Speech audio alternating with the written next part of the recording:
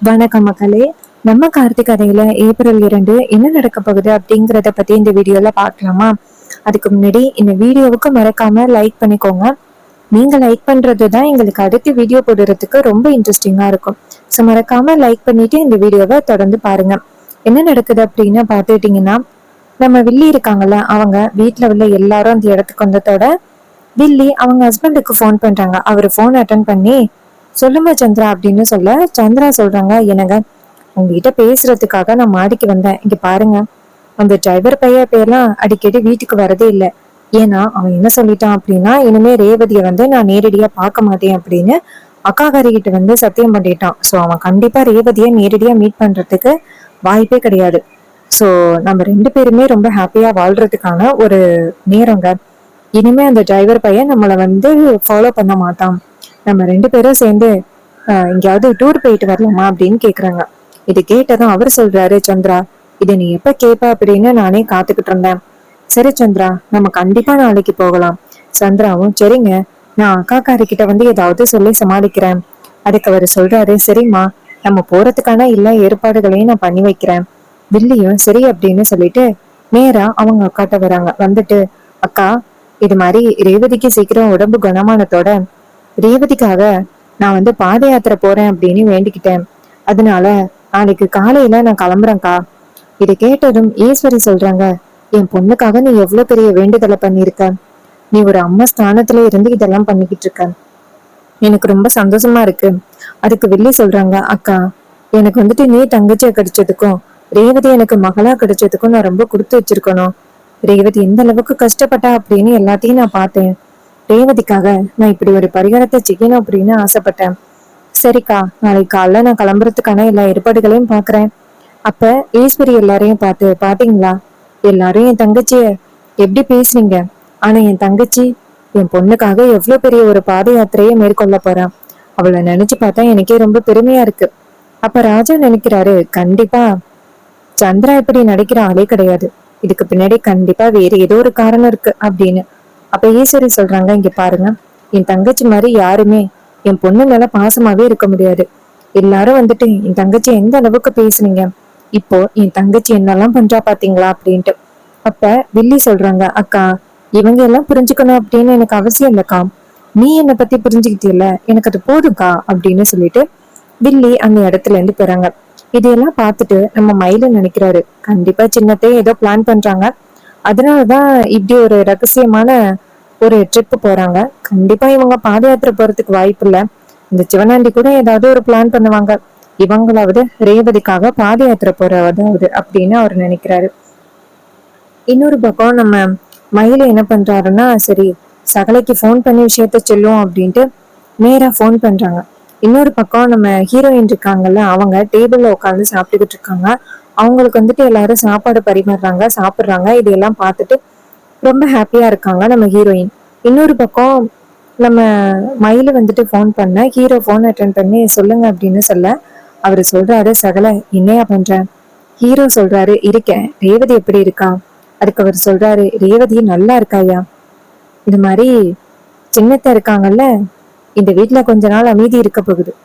சின்னத்தை வீட்டுல இல்ல, ஏதோ ரேவதி குணமாயிட்டா அவளுக்காக பாத யாத்திரை பண்றேன் அப்படின்னு சொல்லி ஏதோ வேண்டிக்கிட்டாங்களாம். அதனால அவங்க எங்கேயோ போயிட்டாங்க. எனக்கு தெரிஞ்சு அவங்க பாத யாத்திரை போற அளவுக்கெல்லாம் நல்லவங்க கிடையாது, போய் சொல்லிட்டு எங்கேயோ போயிருக்காங்க அப்படின்னு. அப்ப ஹீரோ சொல்றாரு, சரி அவங்களால எந்த பிரச்சனையும் வரல இல்ல, எனக்கு அது போதும். இதை கேட்டதும் மயிலு சொல்றாரு, சகல ரேவதியை பாக்குறீங்களா? ஹீரோ சொல்றாரு, இல்ல வேண்டாம். மயிலு சொல்றாரு, என்ன சகல எப்படி சொல்றீங்க, ரேவதியை பார்க்கல அப்படின்னு? இருங்க நான் ரேவதியை காமிக்கிறேன் அப்படின்னு சொல்லிட்டு நம்ம ஹீரோயின் சாப்பிட்டுக்கிட்டு இருக்காங்க. அப்போ ரொம்ப சிரிச்சு சந்தோஷமா பேசிக்கிட்டு இருக்காங்க. இதை மயிலு காமிக்கிறாரு. இத பார்த்ததும் நம்ம ஹீரோவுக்கு செம்ம சந்தோஷமா இருக்கு. அப்போ மயிலு சொல்றாரு, பாத்தியா சகல ரேவதி எவ்வளவு சந்தோஷமா இருக்கா அப்படின்னு. இது மாதிரி சின்னத்தை இல்ல, இந்த நேரத்துல நீங்க ரேவதி கிட்ட பேசலாம்ல. ஹீரோ சொல்றாரு, இல்ல நான் ரேவதியை பார்க்க மாட்டேன் அப்படின்னு அத்தை கிட்ட வாக்கு கொடுத்திருக்கேன். சோ அந்த வாக்கை என்னால மீற முடியாது. மயிலு சொல்றாரு, சகல அத்தை அப்படிதான் சொல்லுவாங்க, அதுக்காக நீங்க கட்டின பொண்டாட்டிய பார்க்காம இருக்க முடியுமா? இங்க பாருங்க சகல, நீங்க அதை பத்தி எல்லாம் எதுக்கும் கவலைப்படாதீங்க. அத்தைய நாங்க பாத்துக்கிறோம், நீங்க ரேவதிய பாத்துக்கிடுங்க சகல. ஹீரோ சொல்றாரு, இல்ல என்னால வர முடியாது, நான் வந்தா கண்டிப்பா ஏதாவது பிரச்சனை நடக்கிறதுக்கு வாய்ப்புகள் இருக்கு. டாக்டர் என்ன சொன்னாங்க, இதனால ரேவதிக்கு ஆபத்து அப்படின்னு சொன்னாங்கல்ல, சோ கண்டிப்பா என்னால வர முடியாது, தயவு செஞ்சு என்ன மன்னிச்சிருங்க அப்படின்னு சொல்ல, இதை கேட்டதும் மயிலு சொல்றாரு, சகல உங்களுக்கு வந்துட்டு ரேவதிய பார்க்கணும் அப்படின்னு அவ்வளவு விருப்பம். ஆனா ரேவதியை வந்து பார்த்தா ரேவதிக்கு ஏதாவது ஆகிருமோ அப்படின்னு நீங்க ரொம்ப பயப்படுறீங்க அப்படின்னு மட்டும் நல்லா தெரியுது. ஆனா உங்க நல்ல மனசுக்கு கண்டிப்பா ரேவதிக்கு எந்தவித ஆபத்தும் வராது. கண்டிப்பா ரேவதி ரொம்ப நல்லபடியா இருப்பா. அப்ப ஹீரோ சொல்றாரு, சரி நான் ரொம்ப நேரம் பேசல வைக்கிறேன் அப்படின்னு. அப்ப மயிலு போனை பார்த்துட்டு பாவம் சகல ரேவதிய பார்த்துட்டு அவகிட்ட பேச முடியலையே அப்படின்னு நினைச்சு ரொம்ப ஒரி பண்றாரு. சகலைக்கு மட்டும் ஏன் இவ்வளவு பெரிய பிரச்சனை நடக்குதுன்னே தெரியல அப்படின்னு அவர் வரி பண்றாரு. இன்னொரு பக்கம் நம்ம ஹீரோ என்ன பண்றாருன்னா போனை கட் பண்ணிட்டு ரொம்ப ஒரி பண்றாரு. ரேவதியோட போட்டோவை பார்த்துட்டு, ரேவதி உனக்கு எப்ப வந்துட்டு பழைய ஞாபகங்கள் வரும், உனக்கு பழைய ஞாபகங்கள் வந்தாதான் நீ சொன்ன மாதிரியே நம்ம 2 பேரும் ஹாப்பியா இருக்க முடியும். உனக்காக ஒரு பெரிய வீடு கட்டியிருக்கேன், அந்த வீட்டுல நம்ம 2 பேருமே ஹாப்பியா வாழணும். நீ எனக்காக பைக் வாங்கி கொடுக்கணும்னு ஆசைப்பட்ட, அதே பைக்ல உன்னை பின்னாடி உட்கார வச்சு ரொம்ப சந்தோஷமா வந்துட்டு ட்ரிப்பு போகணும். இதெல்லாம் எப்ப நடக்கும் ரேவதி, நீ வந்து பழைய ஞாபகங்களை கொண்டுட்டு வந்தா மட்டும்தான் இதெல்லாம் நடக்கும் ரேவதி அப்படின்னு அவரு ரொம்ப ஃபீல் பண்றாரு.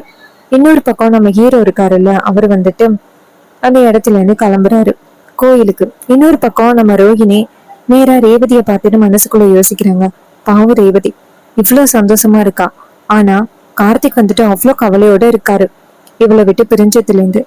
நான் என்ன பண்றது, என்னாலதான் ரேவதிக்கு இவ்வளவு பெரிய ஆபத்து. அன்னைக்கு வீட்டை விட்டு போகக்கூடாது அப்படின்னு சொல்லியிருக்காரு, ஆனா நான் தான் தேவையில்லாம ரேவதிக்கு உதவி பண்ணி ரேவதியை வீட்டை விட்டு அனுப்பி அவளுக்கு அவ்வளவு பெரிய ஆபத்து வரத்துக்கு காரணமா இருந்திருக்கேன் அப்படின்னு. அப்போ நம்ம ஹீரோயின் சொல்றாங்க, அக்கா எனக்கு கோவிலுக்கு போகணும் அப்படின்னு ஆசையா இருக்கு, கூட்டிட்டு போறியா? ரோஹிணி சொல்றாங்க, சரிடி கூட்டிட்டு போறேன். ஈஸ்வரி அந்த இடத்துக்கு வந்துட்டு, என்னது கோவிலுக்கா? அம்மாடி இப்பதானமா நீ ஹாஸ்பிட்டல்ல இருந்து வந்திருக்க, கோவிலுக்கெல்லாம் இப்ப போக வேண்டாமா, அப்புறம் போய்க்கலாம் அப்படின்னு. அப்போ நம்ம ஹீரோயின் சொல்றாங்க, ஏமா நான் கோவிலுக்கு கூட போகக்கூடாதா? அதான் அக்கா வந்துட்டு எனக்கு துணையா வராளே, அதை தவிர்த்து எனக்கு வேற என்ன வேணும்? ஈஸ்வரி சொல்றாங்க, இங்க பாருமா, உனக்கு இப்போ ரொம்ப பெரிய ஆபத்தாகிருக்கு.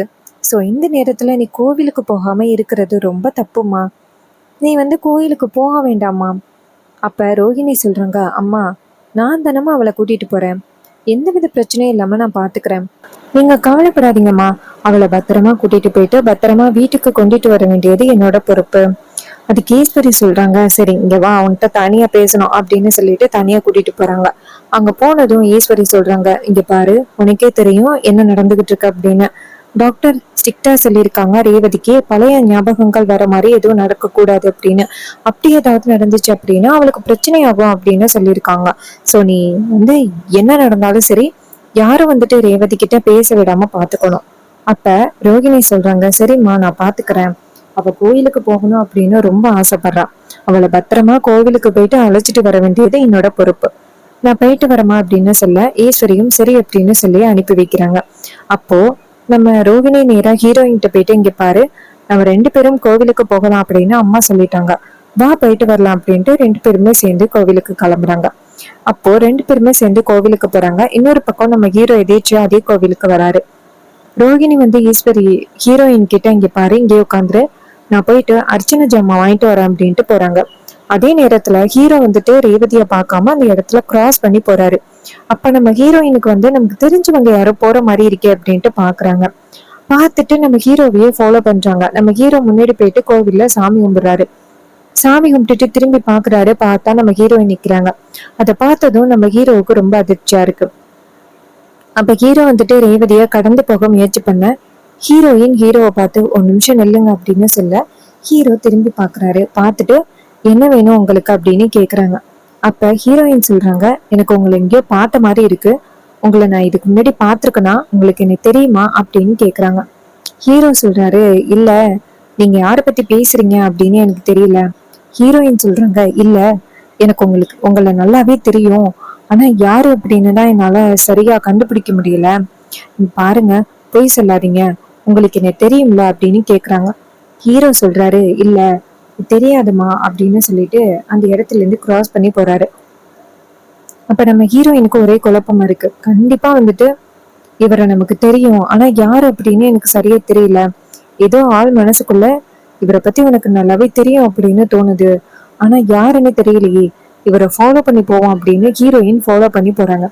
ஹீரோ ரொம்ப தூரம் போயிட்டு நேரா அவங்க பாட்டி வீட்டுக்கு போறாங்க. ஹீரோயினும் பாட்டி வீட்டுக்கு போறாங்க. ரோஹிணி அர்ச்சனை வாங்கிட்டு வந்துட்டு கோவில்ல பாக்குறாங்க. பார்த்தா ஹீரோயினை காணும். இதை பார்த்ததும் ரோஹுக்கு செம்ம ஷாக்கிங் ஆகுது. அப்ப ரோஹிணி நினைக்கிறாங்க, ஐயோ ரேவதி எங்க போனா அப்படின்னு தெரியலையே. அம்மா பத்திரமால ரேவதிய பாத்துக்க சொன்னாங்க, நான் இப்படி ரேவதிய விட்டுட்டேனே. உடனே நம்ம கார்த்திக்கு போன் பண்ணி சொல்லணும் அப்படின்னு ஹீரோவுக்கு நேரா போன் பண்றாங்க. நம்ம ஹீரோ போன் அட்டென்ட் பண்ணி சொல்லுங்க அப்படின்னு சொல்ல ரோஹிணி சொல்றாங்க, நானும் ரேவதியும் கோவிலுக்கு வந்தோம், ரேவதியை திடீர்னு காணோம். அப்ப ஹீரோ சொல்றாரு, என்னது ரேவதி என்கிட்ட வந்து பேசினா, இங்க இருக்கீங்க அப்படின்னு நினைச்சு நான் அவளை கிராஸ் பண்ணி வந்துட்டேன், என்னாச்சு அப்படின்ட்டு அவங்க சொல்றாங்க. எனக்கு என்னமோ உங்களைதான் ஃபாலோ பண்ணி வந்திருப்பாளோ அப்படின்னு தோணுது, பாருங்களேன் அப்படின்னு சொல்ல ஹீரோவும் சரி அப்படின்னு சொல்லிட்டு பாக்குறாரு. பார்த்தா அதே வீட்டுக்கிட்ட ஹீரோயின் நிக்கிறாங்க.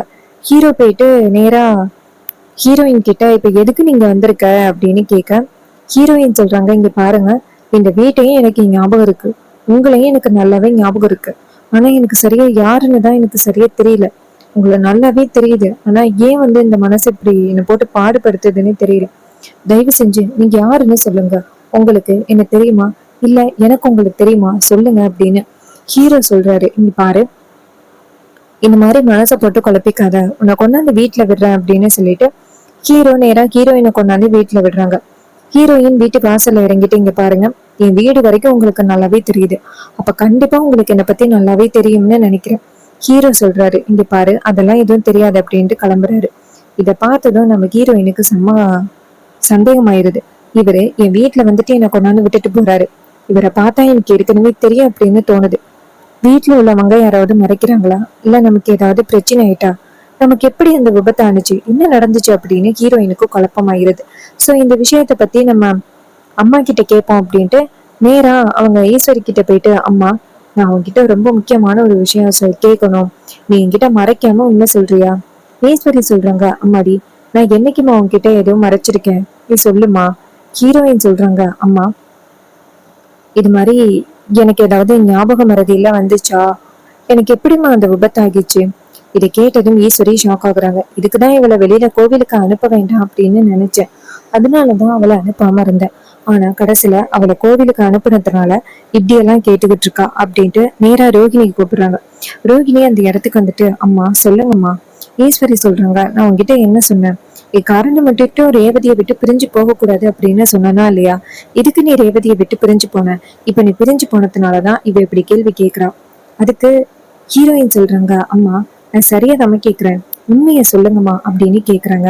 இதையெல்லாம் கேட்டதும் ஈஸ்வரிக்கு செம ஷாக்கிங்கா இருக்கு. ரோஹுக்கு ஒரு பக்கம் சந்தோஷமா இருக்கு. ரேவதி என்ன நடந்துச்சு அப்படின்னு கேட்க ஆரம்பிச்சுட்டா. இந்த நேரத்தை பயன்படுத்தி அவகிட்ட நடந்தது எல்லாம் சொல்லிடலாமா அப்படின்னு நினைக்கிறாங்க. ஸோ இந்த கதை உங்களுக்கு பிடிச்சிருக்கா? இந்த கதை பிடிச்சிருந்துச்சுன்னா இந்த வீடியோவுக்கு மறக்காம லைக் பண்ணிக்கோங்க. நீங்க லைக் பண்றது தான் எங்களுக்கு அடுத்த வீடியோ போடுறதுக்கு ரொம்ப இன்ட்ரெஸ்டிங்கா இருக்கும். ஸோ மறக்காம லைக் பண்ணிட்டு இந்த வீடியோவை திறந்து பாருங்க. அண்ட் நம்ம கிட்ட ஹேர் கிளிப்ஸ் அண்ட் அக்சசரிஸ் எல்லாமே அவைலபிளா இருக்கு அப்படின்னு உங்களுக்கு தெரியும். Matte finish flower clip, big size flower கிளிப்ஸ்ல வந்து டிஃப்ரெண்ட் கலர்ஸ் அண்ட் டிஃப்ரெண்ட் டிசைன்ஸ்ல இருக்கு. எல்லாருக்குமே ரொம்ப பிடிச்சது வந்து டிரான்ஸ்பரண்ட் ஃப்ளவர் கிளிப் தான். இந்த டிரான்ஸ்பரண்ட் ஃப்ளவர் கிளிப் வந்துட்டு ரொம்பவே அஃபோர்டபுள் ரேட்லயும் உங்களுக்கு கிடைக்குது.